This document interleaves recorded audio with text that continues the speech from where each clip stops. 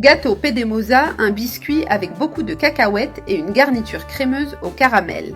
Pour commencer la recette, je vais utiliser ici 4 œufs entiers. J'ajoute aussi une demi-tasse d'huile et une tasse de lait à température ambiante. J'incorpore également une demi-tasse de sucre et une tasse de cacahuètes broyées. Maintenant, je vais bien battre tous ces ingrédients jusqu'à ce qu'ils soient bien intégrés. J'ai déjà tout bien battu, la texture est devenue crémeuse.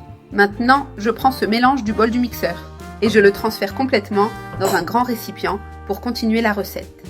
Je vais ajouter une tasse de farine de blé, de préférence tamisée. Et je mélange bien jusqu'à ce que la pâte soit homogène et sans grumeaux. J'ajoute aussi une cuillère à soupe de levure chimique. Et on mélange simplement à nouveau doucement jusqu'à complète incorporation. Voici le résultat final de la pâte, bien crémeuse, prête à être enfournée. Je vais maintenant la transférer dans le moule que j'ai graissé avec du beurre et décoré de cacahuètes broyées. Je n'ai pas utilisé de farine dans le moule, seulement du beurre et les cacahuètes par-dessus.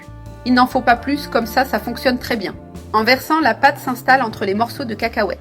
Maintenant, j'utilise une spatule pour récupérer tout le reste qui est resté dans le bol. Je mets au four à 180 degrés et je laisse cuire pendant 30 minutes ou jusqu'à ce que ce soit doré. J'ai déjà sorti le gâteau du four et maintenant on va le démouler. On va doucement le retirer du moule. Regardez comme ce biscuit est beau, bien cuit. Je le mets de côté et pendant ce temps, on commence le caramel. Dans une casserole, j'allume le feu et j'ajoute une tasse de sucre pour faire le caramel. Lorsque le sucre commence à fondre, j'utilise une cuillère ou une spatule pour remuer. Il est important de bien mélanger pour que cela fonde de manière uniforme, sans brûler. Le sucre a déjà complètement fondu et est doré.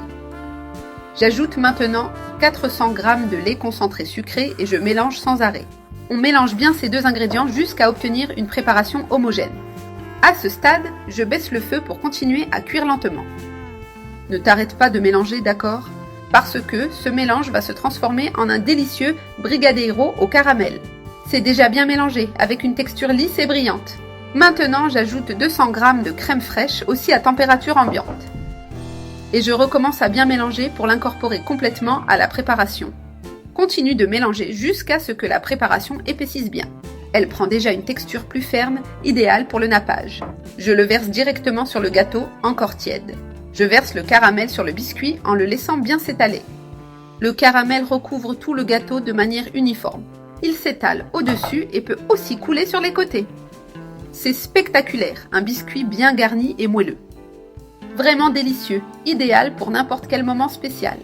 Si tu veux, tu peux aussi étaler le caramel sur les côtés. Maintenant, il ne reste plus qu'à profiter de cette